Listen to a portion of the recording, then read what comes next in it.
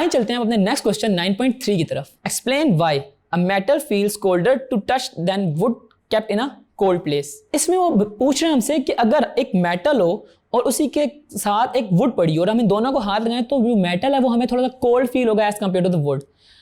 ये एक बहुत कॉमन सा क्वेश्चन है और इसके लिए जस्ट आपने एक लाइन लिखनी है। आपने ये लाइन लिखनी है कि जो rate of flow of heat होगा वो मेटल के केस में ज्यादा होगा, यानी कि जो हमारे पास मेटल जो होगा वो सराउंडिंग्स के टेम्परेचर को जल्दी अपने अंदर कैप्चर कर लेगा। ठीक है, कि अगर हम उसको किसी हॉट प्लेस पे रखते हैं तो वो गर्म भी ज्यादा जल्दी हो जाएगा एज कम्पेयर टू वुड। और जो वुड है वो हमारे पास बैड कंडक्टर है, उसके अंदर rate of flow of heat बहुत कम है as compare to the metal.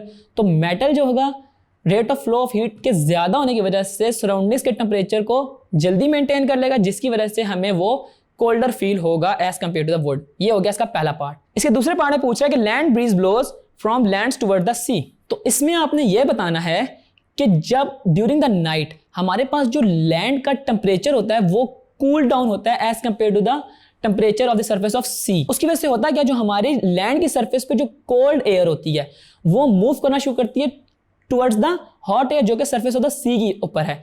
तो इसी वजह से हमारे पास जो रात के टाइम हवा है वो जमीन से समंदर की तरफ चलती है। और इसके बिल्कुल ऑपोजिट बिहेव हो रहा होता है हमारे पास दिन के टाइम में, कि हमारे पास जो दिन में लैंड का जो टेम्परेचर होता है वो ज्यादा होता है, यानी कि हीट अप हुई होती है, और हमारे पास जो सरफेस ऑफ द सी का टेम्परेचर होता है वो कम होता है। तो इसी वजह से हमारे पास उस time sea breeze towards the land आ रही होती है और रात के टाइम हमारे पास लैंड ब्रीज होती है वो टुवर्ड्स द सी जा रही होती है। जबकि इसके तीसरे पार्ट में कह रहा है double wall glass vessel is used in the thermo flask. Thermo flask में हम डबल ग्लास वेसल लगाते हैं। हमने चैप्टर में भी इस चीज को डिटेल में पढ़ा कि क्यों लगाया जाता है। इसको जस्ट इसलिए लगाया जाता है कि इसको कंडक्शन, कन्वेक्शन और रेडिएशन इसके अंदर रिड्यूस की जाए, कि हम ज्यादा देर तक अपनी चीज का जो भी इसके अंदर हम चीज डाल रहे हैं उसका टेम्परेचर मेंटेन कर सकें।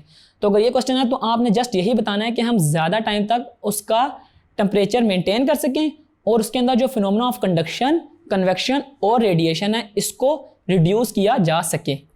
और अब बात करते हैं इसके लास्ट पार्ट की कि desert soon get hot during the day and soon get cold after the sunset.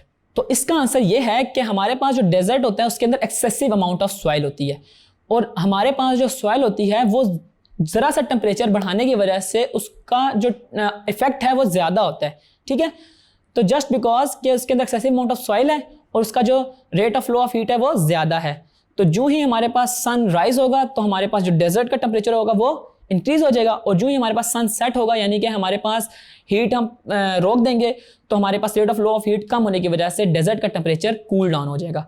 आपके पास पेपर में जब भी ये क्वेश्चन आएगा तो मे बी ये चारों पार्ट ना आए शॉर्ट में, आपके पास एक या दो पार्ट आएंगे तो आपने उसको अकॉर्डिंगली एक्सप्लेन करना है।